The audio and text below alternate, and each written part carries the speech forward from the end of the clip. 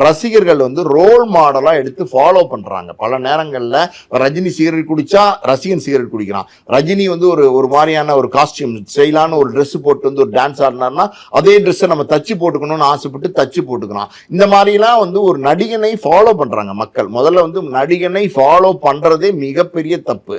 காரணம் என்னன்னா அவங்க வந்து அவங்க தொழில் செய்யறாங்க, அவங்க நடிக்கிறாங்க, அவங்க சம்பளம் வாங்குறாங்க, அவங்க வாழ்க்கையே வேற, அவங்க வாட்டில் போயிடுறாங்க. ஆனா பாத்தீங்கன்னா ரசிகன் வந்து இதெல்லாம் எதுவுமே தெரியாம நடிகனை வந்து ஃபாலோ பண்றான், ரோல் மாடலா எடுக்கிறான். அப்படி இருக்கும்போது அந்த அந்த எப்படி சொல்றது, சமுதாயத்தின் பார்வையில நீங்க கவனிக்கப்படுறீங்க. அப்படி இருக்கும்போது நீங்க வந்து ரொம்ப கவனமா இருக்கும். ஒரு ஒரு குற்றத்தை நீங்க செஞ்சீங்கன்னா அந்த குற்றத்தை வந்து நம்மளும் செய்யலாமோ, நம்ம நினைக்கிற அந்த ஸ்டாரே செய்யறாரு, நம்ம தலைவரே செய்யறாரு, நம்ம முக்கியமான நடிகரே செய்யறாரு, நம்மளும் செய்யலாமோன்ற எண்ணத்தை அவங்களுக்கு தூண்டுற வகையில ஒரு சூழ்நிலை உருவாகும். அதனாலதான் என்ன அப்படின்னா இவங்க வந்து கவனமா இருக்கணும். ரோல் மாடலா இருக்கிற வேண்டியவங்க தவறு செய்யறது தப்பு. அந்த விதத்துல நான் வந்து பேரரசு கிட்ட இருந்து, அதாவது நடிகர்கள் தவறு செய்யறதுல ஏன் கவனமா இருக்கணும் அப்படிங்கிறதுல வேறுபடுறேன்.